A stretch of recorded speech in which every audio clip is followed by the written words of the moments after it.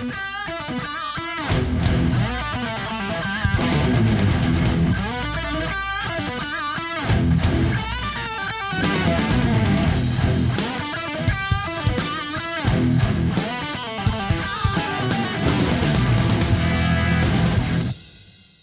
call may be monitored and recorded for quality assurance. It's a bronze strip that is nailed in on one side, and then the door closes to seal it. Some of it's damaged and some of it's missing. What's missing is the part that it looks like it's almost the same bronze, only it's folded over that goes where the strike plate is in the deadbolt. What is that piece called? And Lock. is that It's called a lock strip. Okay. And is that something I can buy from you guys? Oh, yeah. If you search my site for lock strip, you're certainly going to find it. Okay. It's totally different than the bronze weather strip that you nail in on one side. I think they call it bronze spring, whatever. Well, yeah, when you do bronze V cushion or spring bronze, you're always going to have a lock strip, and it does not have the same profile. It's meant to be nailed onto the flange of the jam, but then comes back 90 degrees and then comes back 45 degrees so it can compress. Exactly. Yeah. And you put that wherever there's a strike plate or a deadbolt strike plate or something like that, right? Well, it's as if it's a test, and I enjoy this. So I just want to make sure I do it right, and if I buy it, that I'm going to know what I'm doing when I put it up. Yeah. So when you run V cushion or spring bronze down the strike jam, what happens when you hit the first strike? Well, you have a break in the continuity of your weather stripping. And then you can put a little piece between the lock strike and the deadbolt strike, and then another break in continuity. And the role of the lock strip is to at least give you, while it's discontinuous, a run of continuity of weather stripping, even though they're ultimately three separate pieces. Okay, that makes sense. So all right. And when you search my site, it should be for 27B as in Bravo. Let me write this down. 27 Bravo. 27 Bravo. And when you get to that first page, scroll down, and you'll see items called bronze lock strip.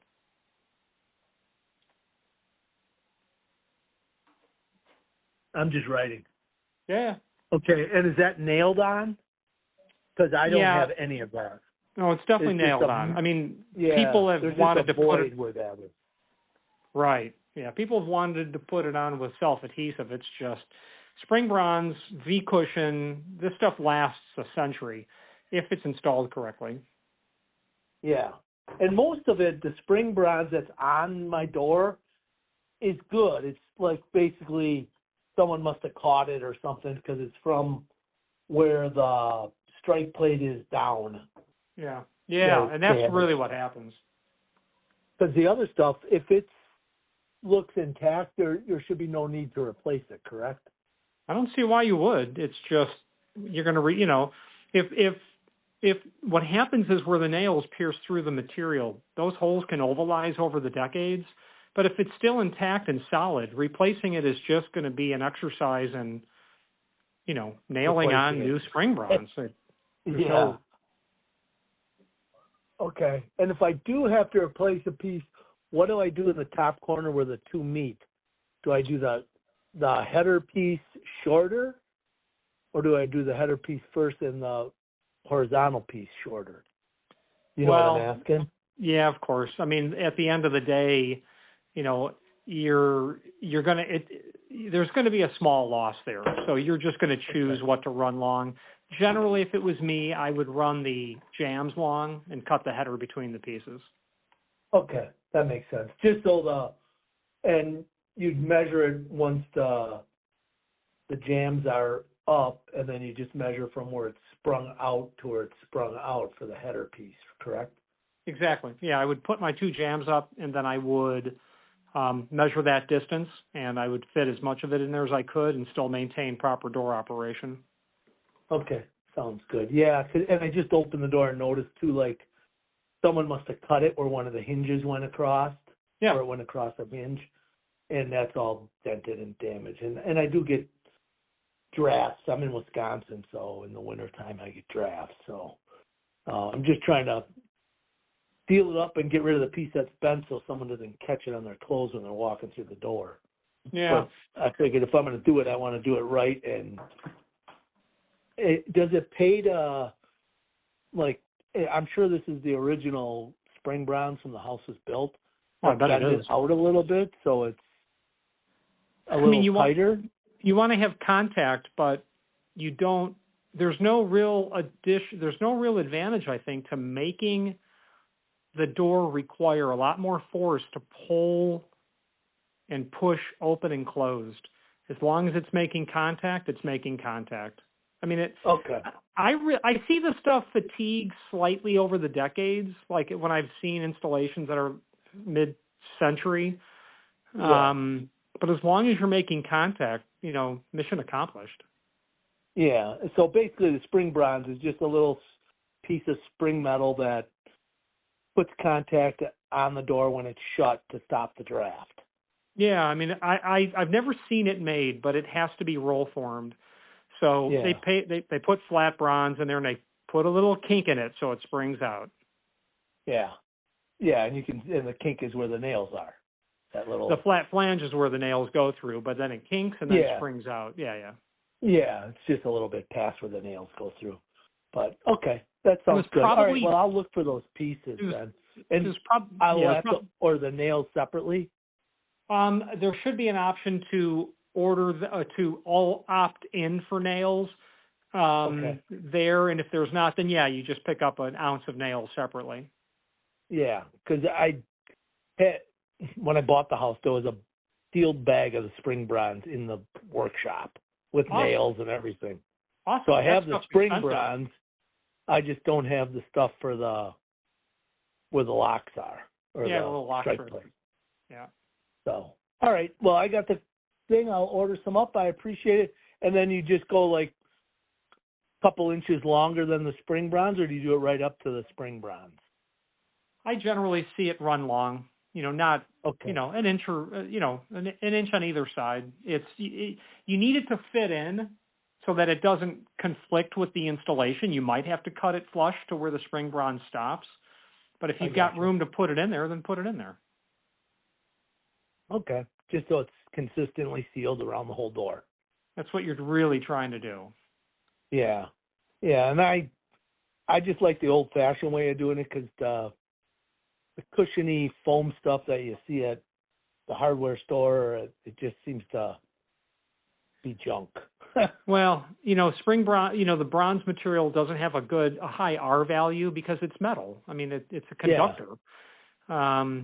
But my goodness, in terms of durability, I mean, 1938, I like you said, I'm sure that's the original equipment. And I have a storm door on the outside, so there's multiple layers to protect it. So, and if it's too cold, you just got to move to Florida. Yeah, that wouldn't be bad. At least for the winter months, be a snowbird. The other silly question is, I still have the original double hung windows, and they have a metal strip that they slide up and down, not like spring bronze, but and the springs like in the middle of it, like the window is dadoed somehow, where the ropes would be on an older house. This is actually part of the frame. Is that replaceable or? It is, and we do, those are jam strips. We do sell those in both zinc and bronze. The issue is the number of companies that offered that around World War II compared to today is a much smaller number. So you may not find the dimensional jam strip that works perfectly. The good news is Dorbin has been a weather stripping manufacturer since that time. And they're in Cicero, Illinois, which is a suburb of Chicago. Yeah. So it's very likely that a home built in Wisconsin could have been Dorbin material. because Probably Accurate, was. who also made it, was in New York. So geographically, it's more likely dormant, and they still offer their stuff today. Okay, that's cool. And is there a trick to, like, I've fixed the ones with pulleys and rope, and I know how to take those windows apart. Is there a trick to, because I've never messed with these windows, but they're, you know, they're easier to clean them up and make them work better if you pull them out of the frame and clean them up and reglaze them and all that stuff, especially second story ones. Is there a trick to getting the windows out? Are those slides or strips, whatever it's called, nailed into the frame of the window, or are they loose and they just slide out when you take the stops out? Oh, they're definitely nailed in. Okay. Yeah, and at the end of the day, admittedly, I'm in my early 50s, so the home I grew up in the northwest side of Chicago had metal weather stripping on the wood original double hung from 1920, whenever the home was built. But I've never been in the field servicing them, so that might be a trip down a YouTube rabbit hole to see. Yeah, to see if there's someone. Yeah, okay. And there are people out there that do it. Yeah, yeah. And I do handyman stuff. I retired, and that's my side thing. But I like to keep my house. And I was lucky because we're the third owner of this house, and the lady we bought it from owned it the majority of the time. She had some issues and had L brackets on every window, so you could not open any of them ever. So if she ever had a fire, she would have roasted in this house. Yeah. But it preserved the windows because they all work perfectly up and down, or they did when we bought it 30 years ago. Now they're starting to, with paint and stuff. I just kind of wanted to clean them up a little bit and make them work better. Yeah. And it might just be that I need to put some soap on those tracks too to make them slide a little better. But okay, well, that's helpful. And you guys do you sell the Dorbin ones, or do I get those right from Dorbin if I need them? If they happen to be that size. The answer is to the former, yes. We have all that material on the website. Okay. To the latter, I don't know. It may not be worth the trouble trying to just get them to return a phone call. That's just how they operate. Okay. All right. Well, cool. Well, I appreciate your help. You've been helpful, and I have watched some of your videos, and they're great. So awesome. That's how I got to you. So it's paying off. Thank you, sir. Thank you. I appreciate it. All right. Thanks for your help, and I will order some of those strips up. Thank you, sir. Bye-bye. Appreciate it. Take care. Bye. Have a good weekend. You too.